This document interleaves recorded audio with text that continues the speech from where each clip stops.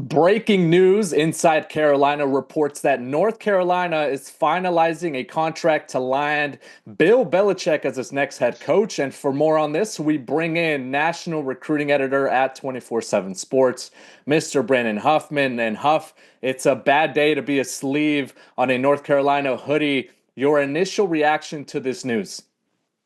This is shocking. I mean, we know we've heard the buzz for the last couple of days, but I don't know that we ever thought it was going to get across the goal line. We thought maybe it'd be in the red zone and then they'd ultimately opt to go a different direction. But now it sounds like it's happening. The trickle-down effect. What does this mean for North Carolina? They're not getting any younger at the head coach. They've got a head coach in waiting. Does this mean that Carolina is going to recruit as if, this is a very short-term head coaching hire for Bill Belichick? Is this going to be a longer-term hire?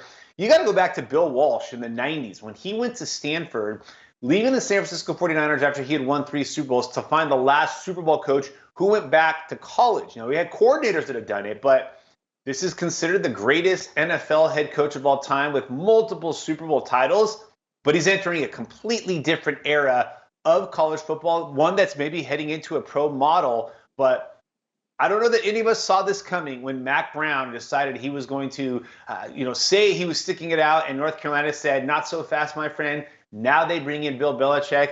This is going to be absolutely fascinating theater to watch.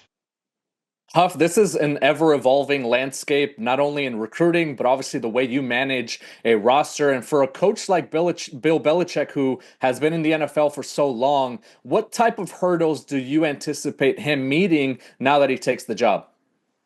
Well, I think there's going to be, how is he going to relate to college athletes? All right. Well, how is he going to relate to an era where college players have more power than they ever had? Now, remember, in the NFL, you have guys that have power. They have contracts, but those contracts are typically not just 1-year deals. You're looking at 3, 5, 7, 10-year deals.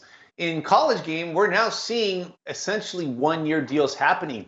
What's he going to do the first time he snaps at a player, at a recruit? That guy's going to be like, well, I'm out of here. I'm going into the portal. And does he have the gravitas? Does North Carolina football have the gravitas to be able to replenish that? So it's going to be the interpersonal part that is going to be the most fascinating part to watch. You think back to another former New England Patriots head coach who went to the collegiate game, Pete Carroll, widely considered one of the best coaches in history, won national championships, won Super Bowls, but the ultimate players coach. Are we going to look at Bill Belichick in that same lens that he's going to be a players coach? So is he going to be able to relate? And also remember, when Pete Carroll got that job at USC, he was 49 years old. All right, Bill Belichick's taking it in his 70s. Can he relate to the modern college football athlete, to the high schoolers that he's trying to recruit? That's going to be the most intriguing aspect of all of this. A Carolina program that desperately needs a change. They only signed 7 high schoolers in this 2025 class this past early signing period. They have 2 commitments that are still wait-and-see mode, edge Austin Alexander, as well as Elite 11 quarterback Bryce Baker. This is a program, Huff, that is a couple years removed from finishing 11th in the team recruiting rankings. That was back in 2022. In 2021 and in 2020, they finished in 14th. So they do have a lot of power. They have the pedigree. They've shown that they can recruit at a national level. But for you, when you look at that school and that program and maybe their expectations, what should the short-term expectations be and what should the long-term expectation be with Bill Belichick at the helm? Well, I think the short-term thing is that you've got to turn Steve Belichick, assuming that he's following his father to Chapel Hill and is truly, in fact, the head coach in waiting. You got to turn him loose as a recruiter. I've seen Steve Belichick at a number of high school games and camps this spring, living up here in Seattle, where he's been the defensive coordinator at Washington. But if he truly is going to be the guy, he needs to become the face of the program just as much as his father does. Because if this is going to be your head coach in waiting, we need to see him as much as you see Bill.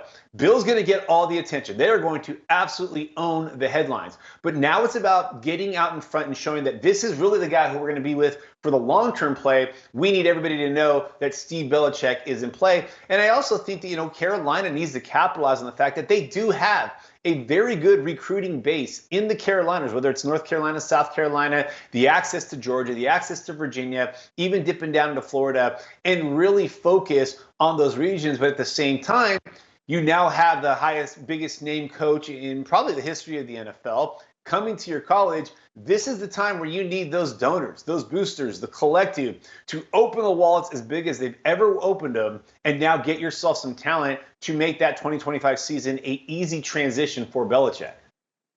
I'm interested to see how many families decide to take visits to Chapel Hill just so they can meet with Bill Belichick in his office. This is going to be a really fascinating thing to watch on the recruiting trail as well with roster management. Huff, before we let you go, how does this signal maybe the change of the landscape within the coaching circles? Because we saw for a long time college coaches leave for the NFL because they didn't want to deal with everything that came with being a college football coach. But now you see Bill Belichick, a year removed from his tenure ending in the NFL, coming to the college game. How does this development change, or does it signal maybe a new era in the way we look at college football jobs? Well, first, I want to give Bill Belichick some advice. One of his former offensive coordinators, Charlie Weiss, when he got the job at Notre Dame, thought it would be a great idea to go on in-home visits and bring his 3 Super Bowl rings, and that turned off a lot of people. Bill, you've got 6 of them. Keep them locked away. You don't need to bring those up. These kids know who you are. You're not an offensive coordinator. You're a head coach. But you also now have to go essentially kiss up to a bunch of 17 and 18-year-old high school football players and let them know you want to be a part of their development. Sell the fact that you coached the greatest quarterback of all time. Sell the fact that you won multiple Super Bowls, that you developed and coached some of the greatest players that these kids grew up watching.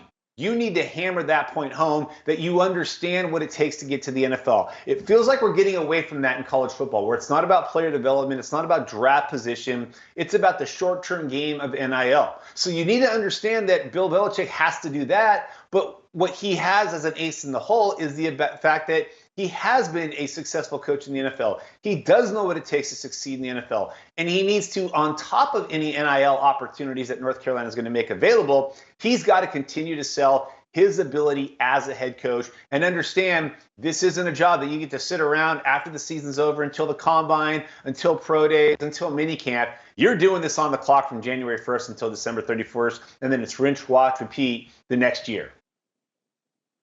Yeah, it's going to be an interesting way to look at this. Obviously, he had a ton of success in the NFL, but also had a really good eye for talent. So how is that going to translate when it comes to acquiring talent and adding players to that North Carolina roster? Thanks, Huff, for more on this development. Stay locked in to InsideCarolina.com.